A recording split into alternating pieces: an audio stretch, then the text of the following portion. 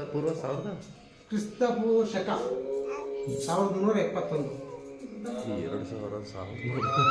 ಇದು ಇವಾಗಲೂ ಈ ತರ ಟೆಂಪಲ್ಗಳನ್ನ ನೀವು ನೋಡಿದ್ರೆ ಇದ್ರ ಹಿಂದಿನ ರಹಸ್ಯಗಳನ್ನ ತಿಳ್ಕೊಳ್ಳೋದಕ್ಕೆ ತುಂಬಾ ಕುತೂಹಲ ಇರುತ್ತೆ. ಕೈ ಬೀಸಿ ಕರೆಯುವ ಕಿಕ್ಕೇರಿ ಬ್ರಹ್ಮೇಶ್ವರ ದೇವಾಲಯವನ್ನು ಕ್ರಿಸ್ತಶಕ 1771ರಲ್ಲಿ ಹೊಯ್ಸಳ ದೊರೆ 1ನೇ ನರಸಿಂಹ ಆಡಳಿತದ ಅವಧಿಯಲ್ಲಿ ನಿರ್ಮಿಸಲಾಯಿತು.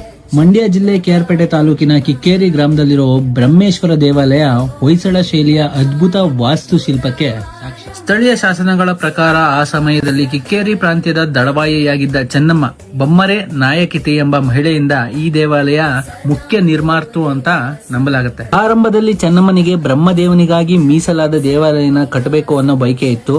ಆದ್ರೆ ಬ್ರಹ್ಮದೇವನನ್ನು ಪೂಜಿಸುವುದು ಅಶುಭ ಎಂಬ ಆಸ್ಥಾನ ಪಂಡಿತರ ಮಾತಿನಿಂದ ಆಕೆ ಚಿಂತಳಾಗಿದ್ಲು. ನಂತರ ಶಿವನು ಆಕೆಯ ಕನಸಿನಲ್ಲಿ ಬಂದು ಇಲ್ಲಿ ನೆಲೆಸುವಂತೆ ಕೇಳಿಕೊಂಡಿದ್ರಿಂದ ಈ ದೇವಾಲಯನು ಶಿವನಿಗೆ ಅರ್ಪಿಸಲಾಯಿತು. ಶಿವನು ಬ್ರಹ್ಮೇಶ್ವರ ಎಂಬ ಹೆಸರಿನಲ್ಲಿ ಇಲ್ಲಿ ಪ್ರತಿಷ್ಠಾಪನೆ ಮಾಡಲಾಗಿದೆ. ತುಂಬಾ ಹೊಯ್ಸಳರ ದೇವಾಲಯಗಳನ್ನ ನೋಡಿರ್ತೀರ, ಅದು ಜಗತಿ ಮೇಲೆ ಕಟ್ಟಿರ್ತಾರೆ. ಆದ್ರೆ ಈ ದೇವಾಲಯ ನೇರವಾಗಿ ನೆಲದ ಮೇಲೆ ಕಟ್ಟಿದ್ದಾರೆ. ದೇವಾಲಯದ ಹೊರಗೋಡೆಗಳ ಮೇಲೆ 106 ಸುಂದರವಾದ ಶಿಲ್ಪಗಳಿದೆ. ನವರಂಗದ ಕಂಬದ ಮೇಲಿರುವ ಮದನಿಕಾ ವಿಗ್ರಹಗಳು ಬೇಲೂರು ಶಿಲ್ಪಗಳನ್ನ ನೆನಪಿಸುತ್ತೆ. ದೇವಾಲಯದ ಮುಂಭಾಗದಲ್ಲಿರೋ ನಂದಿ ವಿಗ್ರಹ ಅತ್ಯಂತ ಆಕರ್ಷಣೆಯಾಗಿದೆ.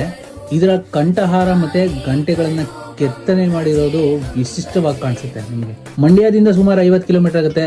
ಶ್ರಾವಣ ಬೆಳಗೊಳದಿಂದ 15 ಕಿಲೋಮೀಟರ್ ಆಗುತ್ತೆ. ಮೈಸೂರಿಂದ ಇಲ್ಲ ಅಂತಂದ್ರೂ ಒಂದು 70 ಕಿಲೋಮೀಟರ್ ಆಗುತ್ತೆ. ಈಗ ಬದುಕ್ತಿರೋ ನಾವು ಮುಂದೆ ಒಂದಿನ ಇರೋದಿಲ್ಲ. ಈ ರಚನೆಗಳು ಮಾತ್ರ ಯಾವಾಗ್ಲೂ ಇರುತ್ತೆ. ನಮ್ಮ ಮುಂದಿನ ಪೀಳಿಗೆ ಅವರು ನಮ್ಮ ಶ್ರೀಮಂತಿಕೆನ ಮತ್ತೆ ಈ ಶಿಲ್ಪಕಲೆಗಳನ್ನ ನೋಡೋಕೆ ಅಂತ ಇರುತ್ತೆ. ಇದೇ ತರ ವಿಡಿಯೋಸ್ಗಾಗಿ ನಮ್ಮ ಪೇಜ್ನ ಫಾಲೋ ಮಾಡ್ತಾ ಇರಿ, ಲೈಕ್ ಮಾಡ್ತಾ ಇರಿ, ಶೇರ್ ಮಾಡ್ತಾ ಇರಿ, ಕಮೆಂಟ್ ಮಾಡ್ತಾ ಇರಿ.